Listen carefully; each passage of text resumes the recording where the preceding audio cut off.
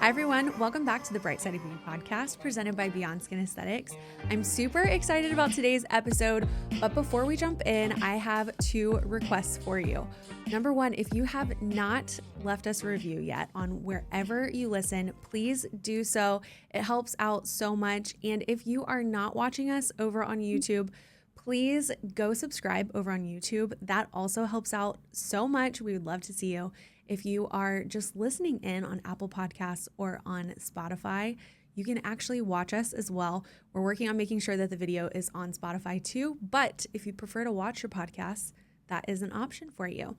And actually, housekeeping thing number two is we are now on Patreon. So if you are on Patreon, if you are in the industry and you would like to learn all the things from Beyond Skin Aesthetics as well as from me, you can search Delaney Danielle, The Bright Side of Beauty on Patreon and join the membership. And actually today's guest also has a Patreon. So we'll talk about that a little bit later too. All of the educational opportunities. Without further ado, let's jump into today's episode. Today, I'm joined by one of my friends. I want to say that we met 5 years ago-ish. It has been a long time that we have kept up with each other. A long Yeah, time. I mean, beginning of great. career, I feel like, for Which is close crazy to because we just met physically for the first time. nuts. But we've definitely been keeping up for even longer before that. So long. Yes. So today's guest is Allie Dawson. She has her own studio now. I want to let her kind of give the intro of her entire career path. But we officially met for the first time in person in Dallas this year at Aesthetic Next. And it was a long time coming. We've been trying, I feel like every year we're like, okay, where are you going to be at? Where are you going to be at? And we never match up. But you go really fun places. Like you go international places. And I am 100% on US soil for all of my conferences at the moment. I need to branch out a little bit. I need to learn from you. But It really, like, I think I am someone who just loves to travel. So give yeah. me any excuse to travel anywhere and I will take it. Yeah. But yeah, I try to, I think kind of part of my whole, we'll get to my messaging, but in general is just like having a more global approach to how I think about skin. And so what better way to have a global approach than being global? So yeah, Exactly. I but love it. Give us yeah, the rundown. Give us okay. start to now, all the way through. We want to hear your whole story. Yeah, so my name's Allie. I am actually originally from the DC area, which is where my studio is in Falls Church, Virginia. Actually, maybe like 20 minutes away from where I grew up. Um, I started out my just career as an actor. I went to college in Boston. I did the actor thing where I was doing all kinds of crazy jobs to make money. I was teaching at one point. I'm not qualified to teach. I did princess parties. I waited tables. I worked at hair salons. Like I have had a range of work experiences. And like many actors, I got very tired of waiting tables. And I was like, I want a job that I actually like and I want to do when I'm not auditioning or I'm not doing shows. And at the time, I was doing makeup, and I was like, well, your makeup looks better if your skin looks better. So let's do skin now, which was definitely a shock for my family, but never the goal. Like, I was always just going to, like, the skin was always going to be a means to an end for the acting. And I ended up moving to New York. I went to aesthetic school in New York. I lived there for about 3-ish years, right up until COVID, maybe a little bit before that. And I kind of just realized once I was in the industry, I was like, I never want to audition ever again. I don't want to do that anymore. And I just fell so in love with skin. And I think part of it is that with acting, yes, obviously a show, a movie, something can really impact somebody, but you often can't see that physical impact on people. And I Mm. don't think I realized how important it was for me to see and make a tangible difference for people, and a difference that I could see, people could see, they could feel. And that was something that was just really important to me. And I love being able to make an impact in people's lives in a way that just makes them feel more empowered and better about themselves. I ended up moving back home in 2020, a la the great New York exodus of COVID. And I got a job at Moksha Aesthetics in Potomac, Maryland, working for Injector Bunny, Injector Honey. And I was there solo SD. I pretty much created their entire aesthetics department there for the past 5 years now. And about maybe a year or two ago, I went on Candice Marino's Radiant Retreat, the LA facialist. And I don't know, I think I was just really inspired by the women around me, and everybody was like, yeah, you're ready. It's time. Like, you're ready to do your own thing. You have enough time, skill, experience in this industry where you're ready to kind of jump off and do your own thing. And yeah, here we are a year later, and I'm in my studio, baby. And your studio is face first studio. I always want to say serving face Yeah. first, and I'm like, that's blending Serving both Face together. First is me, and then Face First Studio is like the offshoot of me. But just my whole thing is um, being the best version of yourself that's humanly possible, and helping people be their version of their best selves so that they can put their best face first, and they can, show up in whatever room they want as the most confident and authentic versions of themselves. And that's just something I'm very passionate about, is helping people define what their own version of success is for themselves and in their skin and in their body. So that's where my baby came from. I love that so much. Well, one, I love your studio, and it's like a pistachio green color, and it's very It vibey. is. I am so not a green person, but I love your green. It's just Thank inviting, and you. like it gives me like matcha vibes where you're just like, yeah, I can do this. I don't know why matcha makes me feel so much more confident, but it does. And that's where It I does. feel like that comes from. Yeah, you know what's so funny? I don't really like green either. Like, green Yeah. is not like one of my favorite colors, but I wanted to just infuse a lot of warmth. I wanted it Yeah. to feel very cozy. I wanted it to feel like this is a place where you could come and feel comfortable and relax and wind. And I kind of infused a lot of my own childhood and experience growing up in Southeast Asia. And my mom is from Thailand, and so much of the culture of service and the culture of how we care for people, I really wanted to infuse that into, a more advanced skincare studio, because I do those advanced services. I do those microneedles, the lasers, things like that. But I also wanted there to be a comforting element of touch as well.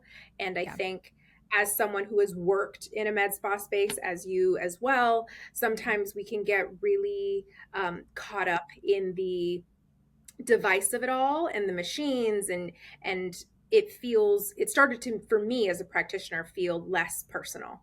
Hmm. And I started to lose the relationship element with what I was physically doing with my hands. And so I do a lot of facial work, but I also do the advanced services, and I kind of wanted to blend the two. I love it. So I yeah. love it so much. And I feel like that welcoming environment honestly starts on your social media pages, and then it perfectly carries through in office for you too.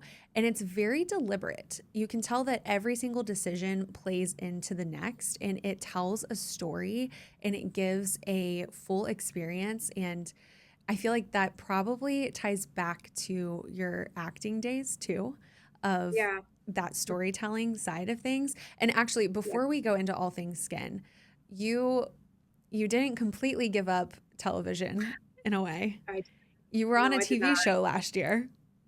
I was, which is actually funny. So I did Love is Blind actually 2 years ago. Oh my gosh, has it been Um, 2 years?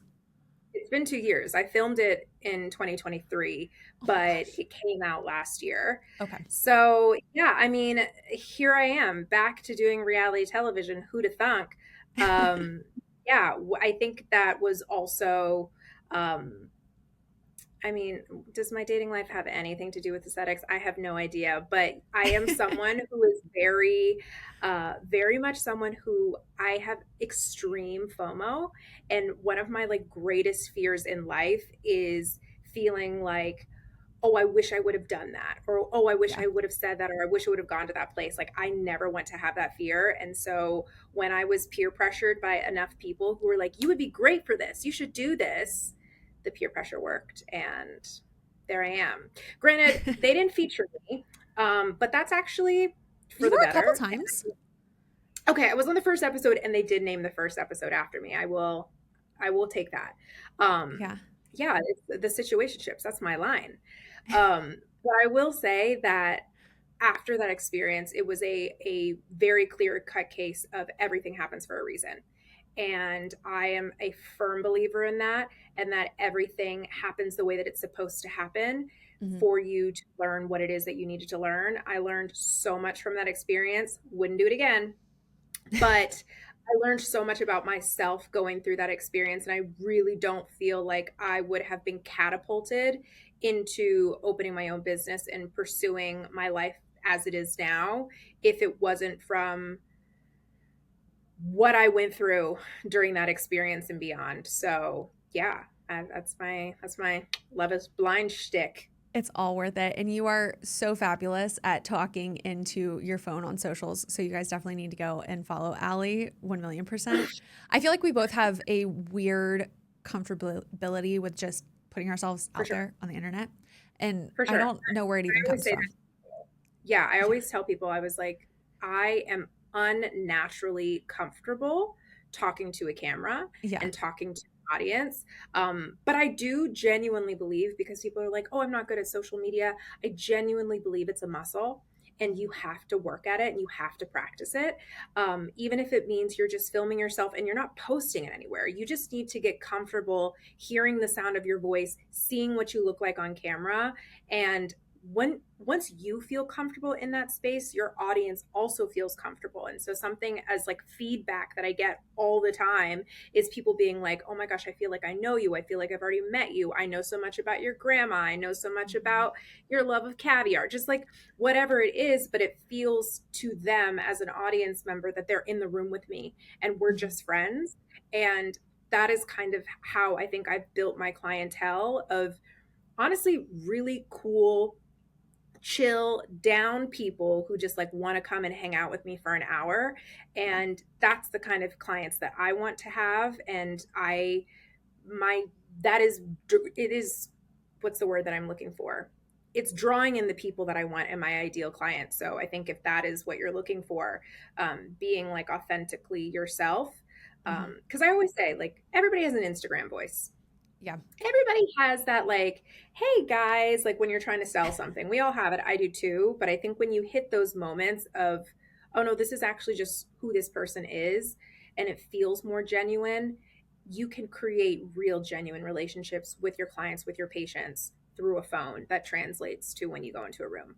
Absolutely. It's an opportunity to have a conversation with somebody on a daily basis. And that could be the silliest things, but you can also trickle in your expertise and gain trust with them before they walk in the door so that they are already in a place where no matter what you're going to suggest, you've already solidified your expertise with them. And I think that that's something that you do so wonderfully in that comfort is you trickle it in a very natural way. It's not super salesy, it's not super forced. It's not like, "Hey, look at me, I'm the expert." It's just like, "No, I know my stuff and you should trust me and I have resources that can help you get to where you want to go. So let me help guide you to that confidence." And that's actually what led to this episode today. When I was launching the Bright Side of Beauty podcast, you were somebody that I had on the top of my list of somebody that I wanted to come on as a guest because of just how natural you are at communicating things and communicating that expertise. But there was never really like a perfect time to be like, yes, this is what our episode is going to be. And you posted on your story about the importance of going to somebody that knows Fitzpatrick 4 through 6 skin when treating pigment, and how it's really important that as a provider that you're digging into where your patient is from before you're treating them so that you know what kind of pigment they're going to throw. So I want to dive into that today. Yeah. Obviously, you're speaking from experience. You're speaking Right. from yourself, but also those around you, your family members, your friends. So, can you just talk a little bit about your practice and kind of your approach to all things, not even just pigment, but obviously pigment will Yeah. come back.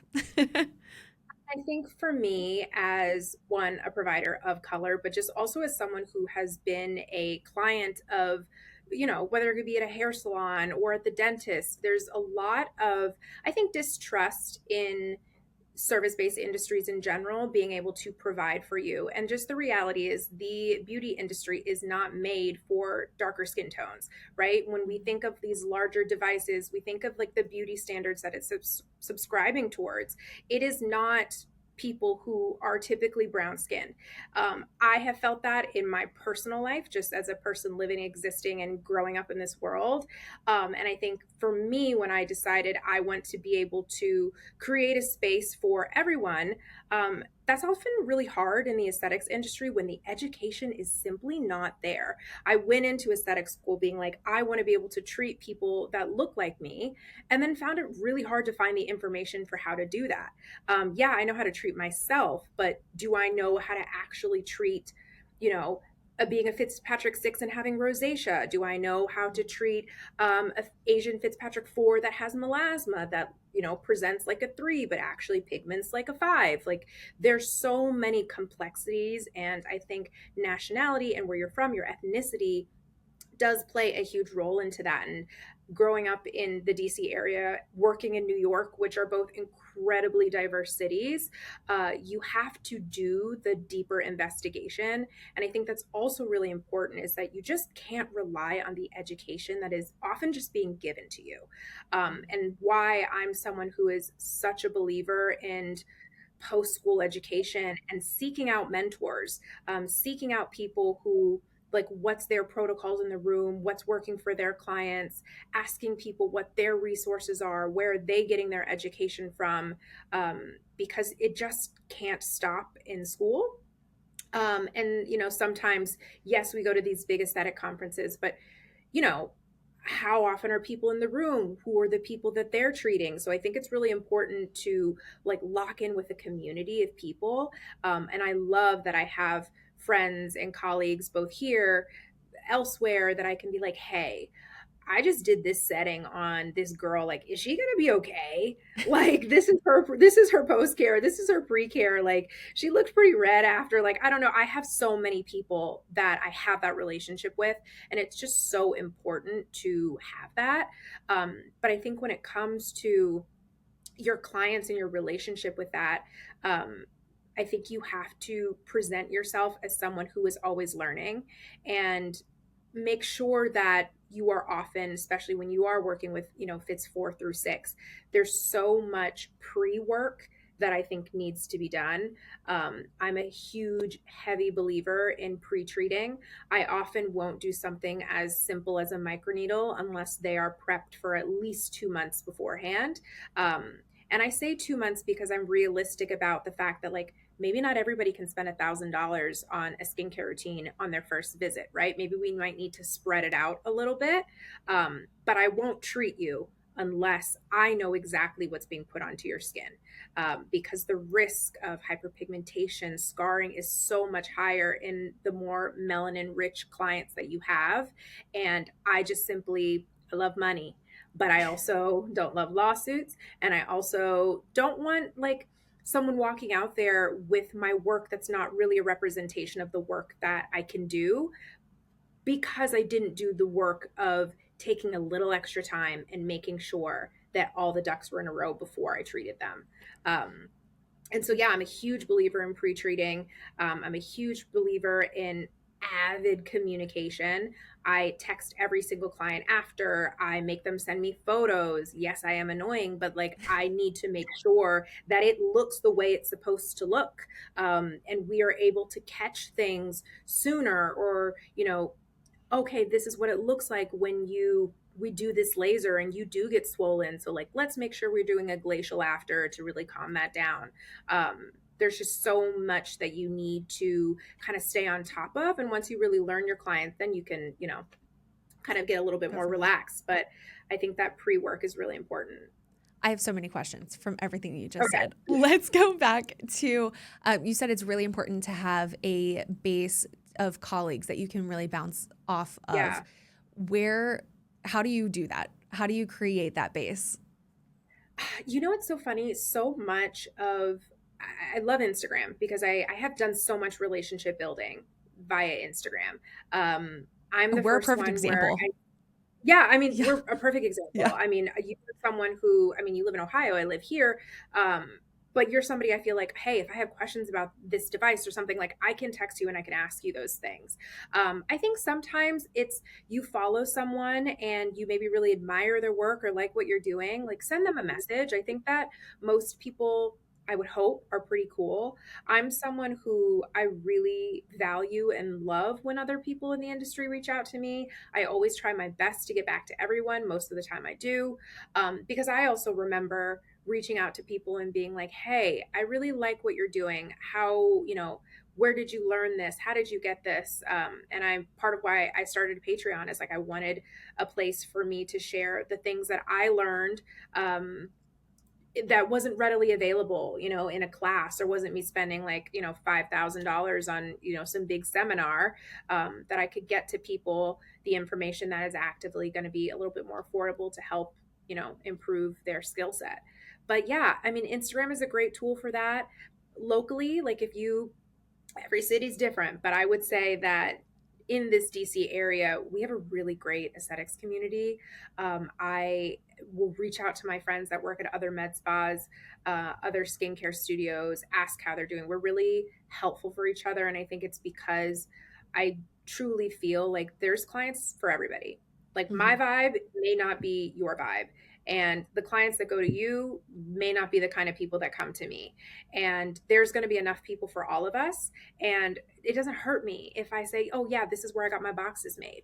Get your boxes made. Or like, oh, okay, Right. this is where this is where I bought this mask from. Like, check out this company. Like, it doesn't matter if we carry the same brands. The way that we communicate to our audience is different, and how Mhm. we reach people is different. So I definitely encourage finding that local support, because you never know. Like I've had to reach out to a friend and be like, oh my gosh, I have this treatment tomorrow and I ran out of product. She met me at the mall and was like, here, take my stuff, and when your stuff comes in, we'll swap. Like it's so good to have those people locally and beyond.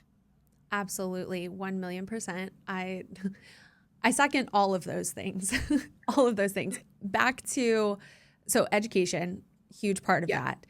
Where to get resources. You do have a Patreon, which is amazing. I've learned so much from you on Patreon as well. That is, again, a huge inspiration on continuing on and creating my own Patreon now for Beyond Skin Aesthetics and for The Bright Side, which is like overhead me. It's basically, I'm The Bright Side and it's a branch of Beyond Skin Aesthetics. So we blend them together. If anybody did not know that, the bright side of beauty is Delaney. It is.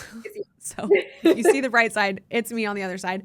But with that, so you have your Patreon where you're putting in resources. Where, if somebody is looking for resources that's maybe not on Patreon, they're just trying to do their own research on things. Do you have any suggestions on places that they can go for reliable sources that aren't Chat GPT? Yeah, so I read medical journals. I really do. I am looking up like those public med. I'm looking at certain honestly just medical journals, and it's a lot of like wording to get through as someone who is not a medical practitioner, who's someone who had a degree in acting. It's a lot. You can also train yourself to read those, but I feel for me, I want to feel as informed as possible so that I'm able to give uh, the best knowledge and experience to others. I think the hard part when you're learning to read certain medical journals is that you want to make sure that you're able to translate that to what you're doing in the practice. So, yes, it may be a deep dive specifically on retinols. Take that information. How can you translate that to your real life? A lot of that, sometimes there's studies, right? Sometimes they're going to do medical studies on specific devices or lasers, that kind of thing help inform you, but a lot of the time it's going to be specific things like this is how this works with atopic dermatitis, things like that.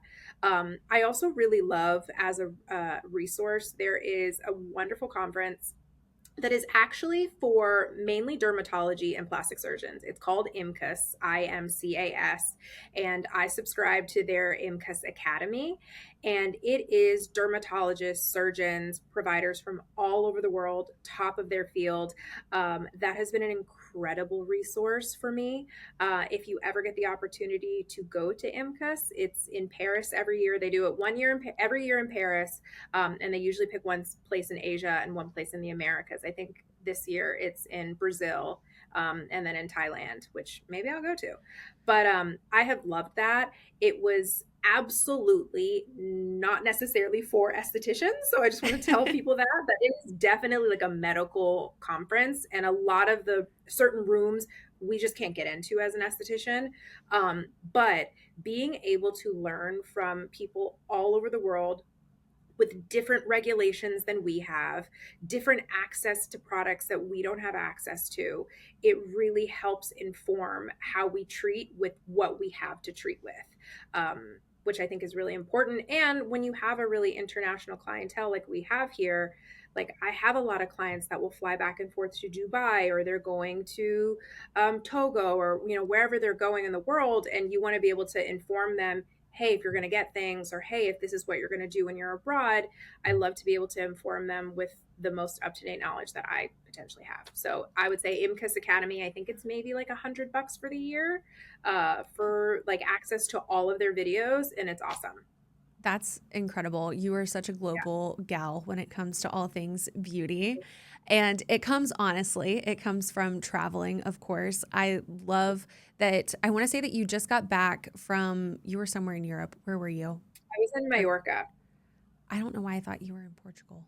I I was don't That's know. in Spain. Yeah, that's Europe. I thought you That's were somewhere in that, which I feel like that's close by, is it not? I guess where. relatively everywhere is where you were.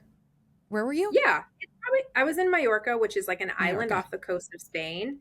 Okay.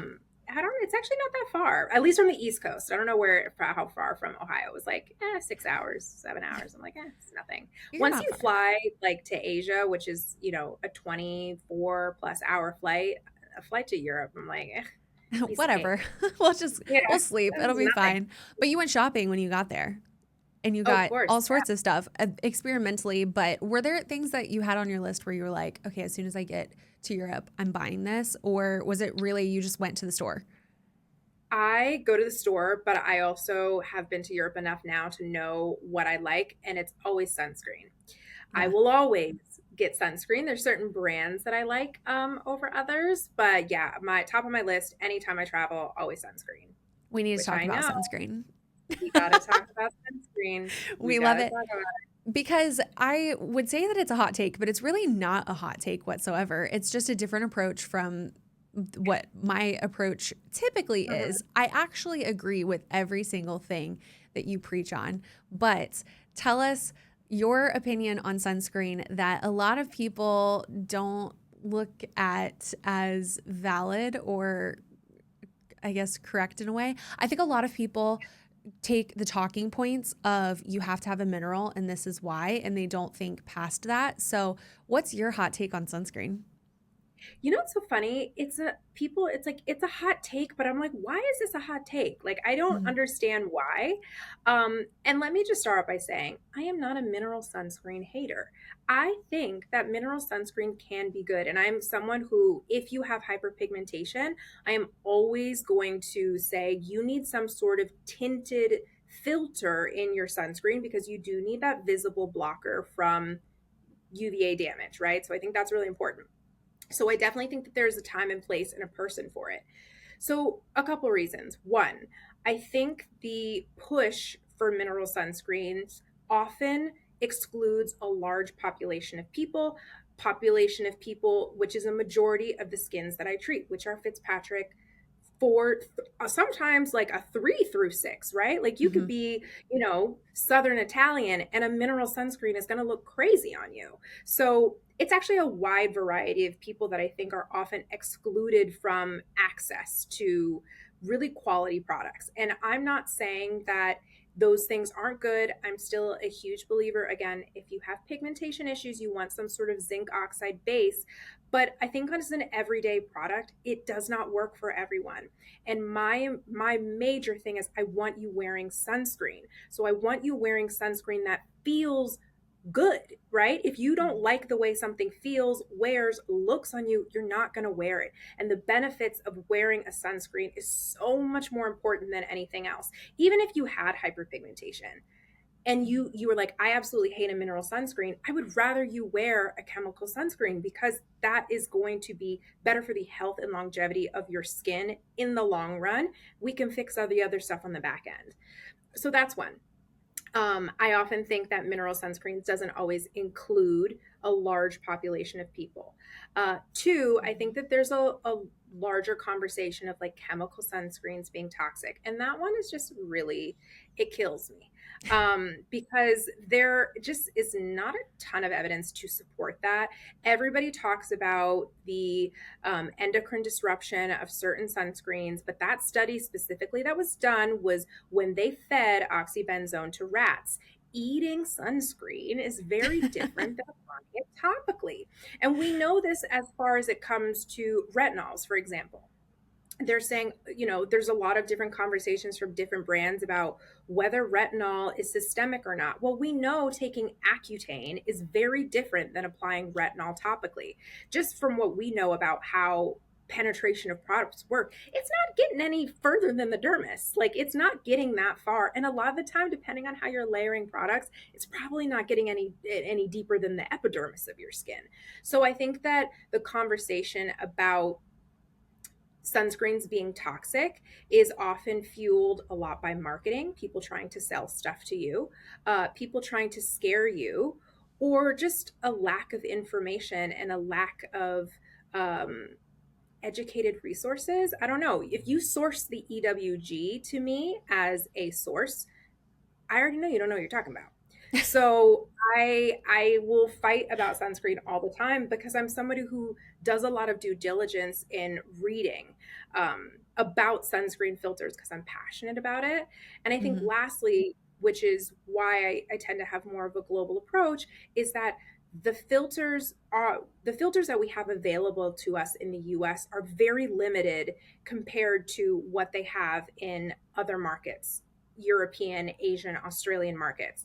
We have not had a new chemical filter, not even chemical, just filter on the market since I want to say 1997, and it was avobenzone. That was the last chemical filter we've had. It's been over 20 years and we have not introduced a new one. And I understand everybody's pain points saying like certain sunscreens burn my eyes. I totally get that. But there are other filters that exist in the world that have 20 plus years of research at this point that are great for sensitive skins, that don't cause irritations, that you can use. We just don't have access to it. So I think the write off of chemical sunscreens are bad. I'm like, maybe the chemical sunscreens that are available in the US that we currently have available to us in a larger market is bad, but don't write it off as a whole, because just because we can't get it doesn't mean that they're all bad, right? And that's why anytime I travel, even with my clients, like I sell sunscreen here, but if they're traveling, I just had a friend message me. She's in, I don't even know where she is. She might be in Mexico. And she was like, "Did you post about this sunscreen?" I said, "Yeah, girl, buy 10 of them. Like, buy 10 and Yeah. use that." And I don't care. I don't care if I lose out on that money because I know that you're going to like it and it's going to feel better. It's going to wear better and you're going to wear it. And that makes my job easier on the back end. If you're wearing sunscreen, I get the results that I want for you and you want for you a lot faster. So that's That my is take. that is a mic drop. That is, yes. Tied it up with a bow. That is exactly like our jobs are so much easier if you are just wearing sunscreen. And that is the basis. You're take protecting your investment out of it. It actually helps Yeah, us treat your skin better. It's just absolutely. tied up with a bow. Wear your Yeah, sunscreen. That's what we need. that's it. I don't care what it is. I don't care if you like it. I love it. You Mhm. like it, I love it. So all I need you to do is like it and then wear it every single day, and we're good.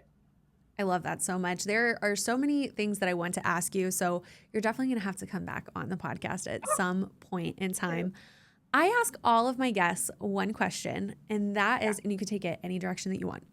And that Okay. is, what is beautiful to you? Because here on the Bright Side of Beauty podcast, we like to give a spin to the beauty industry that is painting it in a very positive light. So, what is something that's beautiful to you in the world?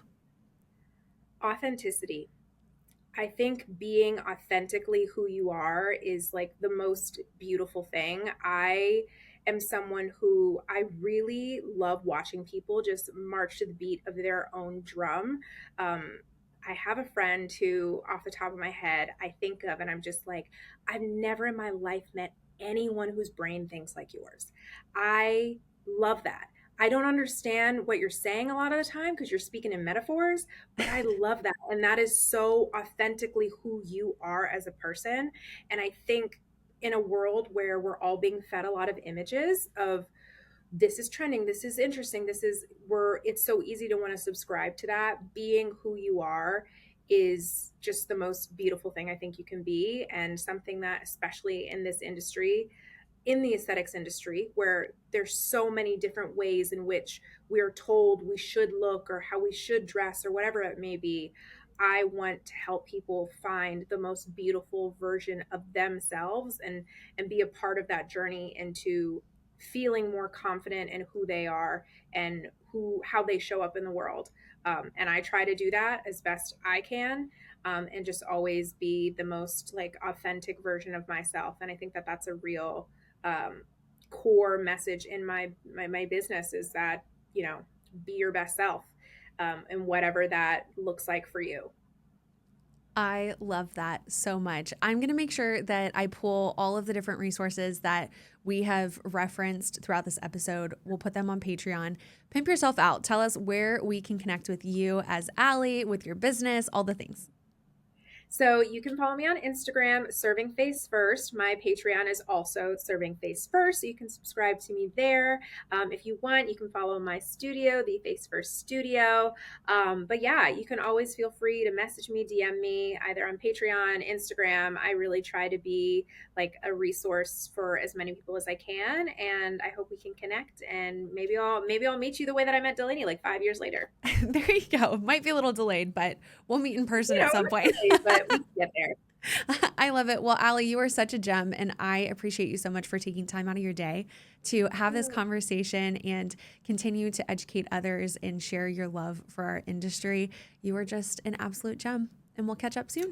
Thank you. You're a gem too. I'll see you soon.